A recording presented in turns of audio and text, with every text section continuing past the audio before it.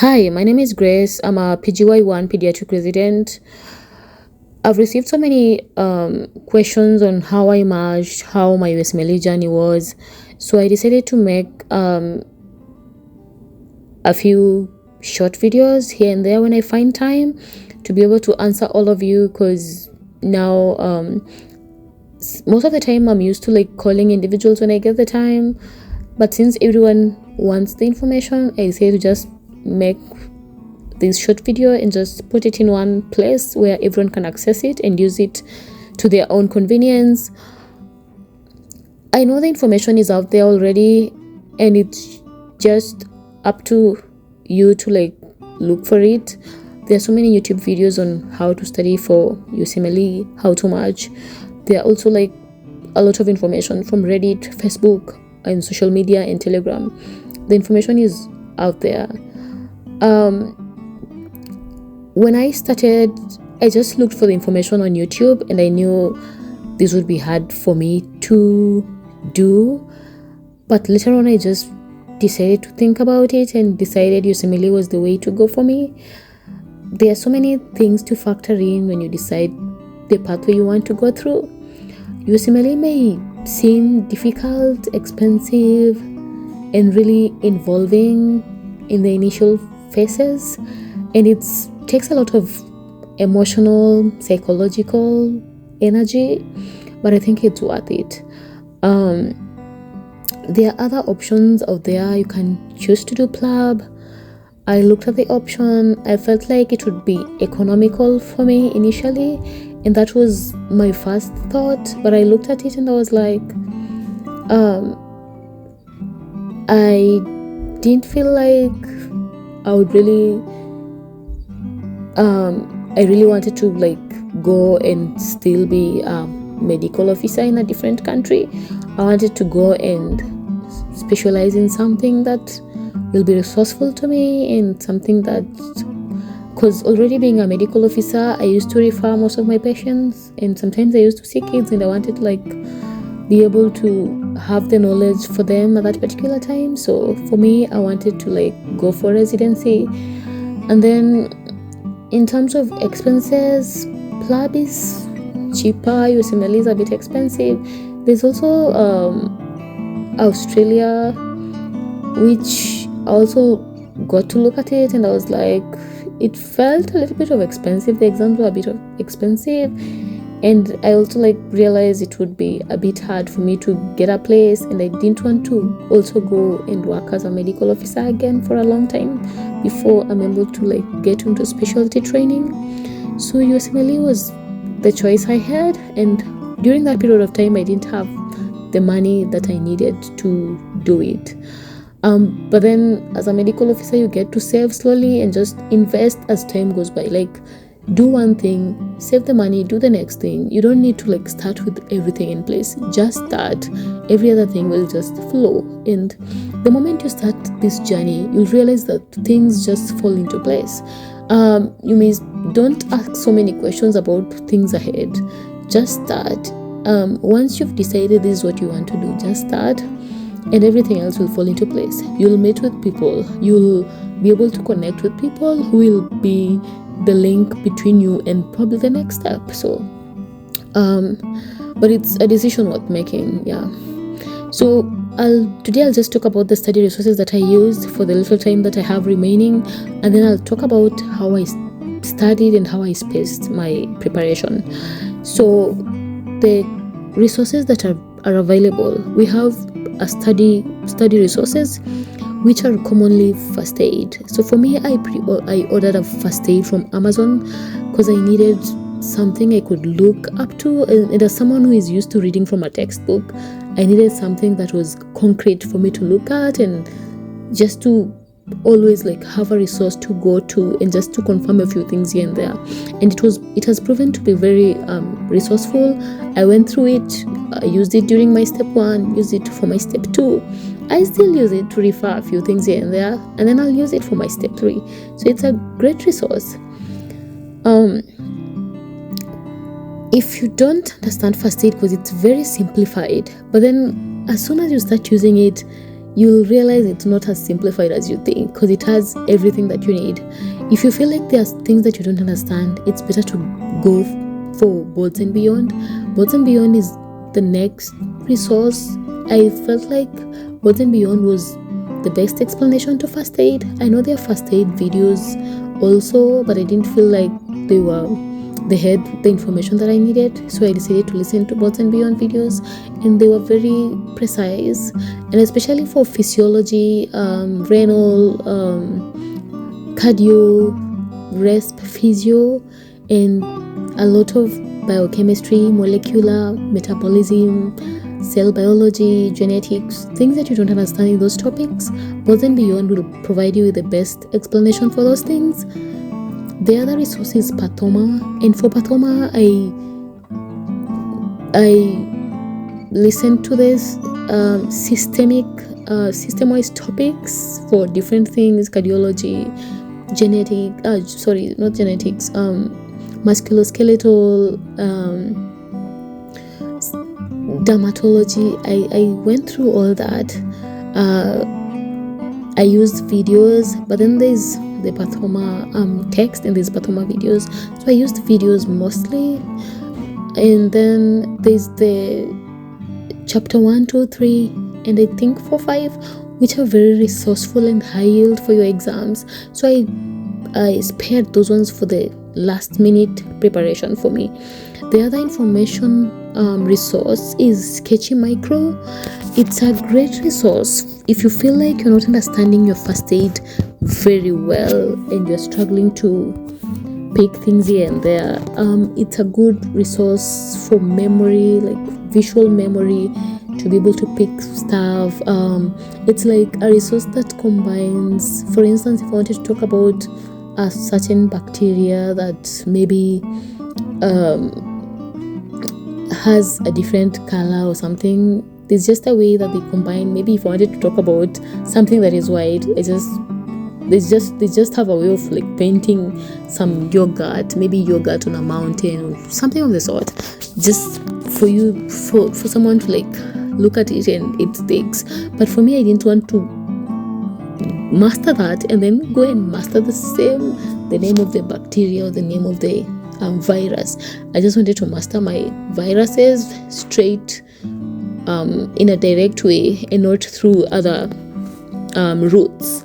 Yeah, so if you feel like you're struggling with your microbiology, it's a great resource. I looked at it after my step 1 and I was like, yeah, it's a great one. It's really enjoyable, especially for viruses. If you want to really understand your viruses so well, I think it's a great resource. The other resourceful sources of knowledge that will really help you is Randy Nail for biostatistics. Randy Nail is high yield. It's actually the resource that I use to understand my chi-squares, when to choose ANOVA in my in the questions that I would be asked for biostatistics, when to choose chi-square, when to go for t-test, when to choose t-test as an answer. It's very precise. If you're struggling with your biostat, just use it. I use it for a few explanations here and there, but for the most part I just wanted to do questions for me to so I did dual questions for the most part. Yeah. The other resource that will be very helpful is Dirty Medicine. It's a huge resource if you feel like you're not understanding everything completely and you don't have any resource that will make you understand stuff. Look for that topic or subtopic from Dirty Medicine videos. It was really helpful for me to understand dyslipidemias, which I was really struggling with, and I looked at it and that stuck. It's also great. They have some ethics explanation that you can look at and see if it helps. The other resource is Melman. Normally we spare it for the last part of our preparation. Melman, Arrows, CMS, Biostats, there's just a few things here and there, or a few topics here and there where Melman will really be useful. but we don't like using it because it will be inflating your NBME scores. So just use it after you're done with like your preparation completely and you just want a refresher on your NBME questions or where you're struggling in your preparation. Yeah, so those are the few resources that will provide you with a good amount of knowledge for your preparation. For the question banks, I actually explored so many question banks, but I'll first start with the ones that are not really, you don't need to go through them. I went through Lecturio, and for Lecturio I just had an opportunity to do their free 200 questions self-assessment that they offer sometimes annually, maybe in February thereabout, and it was a great resource. I don't have a problem with it. I enjoyed doing the questions and they had very great explanation.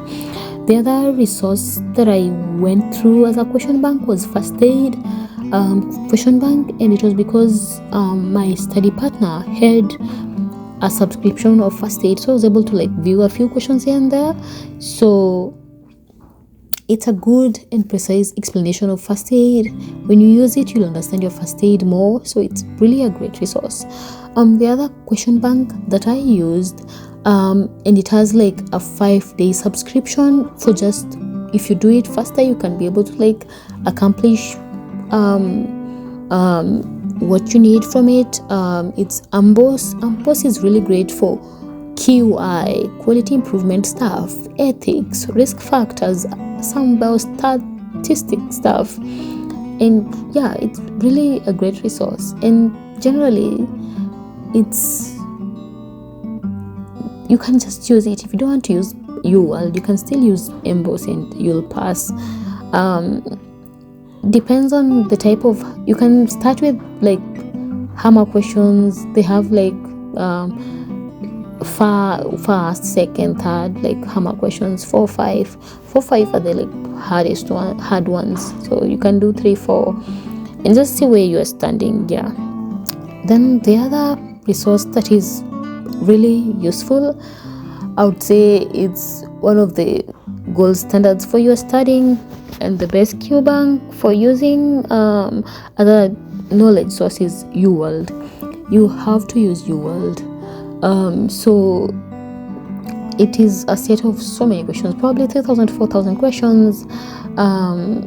You can decide to do a maximum of 40 questions per session. You can do it on timed mode or study mode, whichever, but it's a really great resource, and it has like a way where you can create like your decks or flashcards which you can use to revise during the last periods of your preparation. So it's something that you really must use in a way, and it also has like 3 self-assessments which you can do somewhere in the middle of your preparation, maybe in the last few days of your preparation, and just to see where you're standing. The other high yield material, which is NBME, it's a set of questions, 200 questions set by the people who set USMLE. So it's something that you must go through. There are no two ways about it. You have to go through NBME questions. Some of the questions come in our exams, and it's one of those resources that most of the time we use it to determine whether we are ready for the exam or not. So we spare it for the last time. We don't want to waste questions. Just spare it for the last days of preparation, and it is high yield. Just do it, revise the questions, and see where you are standing and see if you're ready for the exam or not. Yes, and you'll be good to go. So those are the resources that I used, and how I was able to like pick what is important for me. So for me, to summarize, every resource is useful. It just depends on how you use it. When you use it, you don't have to use a resource like completely, but whichever that you choose to. If you want like to save your money, and you have like a few things to go for, just go for the First Aid. Go for UWorld and NBMEs. You'll be able to pass your exams. If you want other extra stuff that you wish to use Pathoma chapter 1 to 3, very high yield. Use Boards and Beyond for physiology explanations that you don't understand in biochem genetics. Use Randinale if you're struggling with biostatistics. If you want to summarize your NBMEs, you've gone through them and you're struggling, go through your Melman, Aeros, CNS, Biostats, and any other biochemistry, and that's it. You'll be good to go. So thank you so much. I'll be talking about how I prepared the period of time I took to prepare. Later on, when I get time, I'll just spare that and talk about that also. Thank you so much.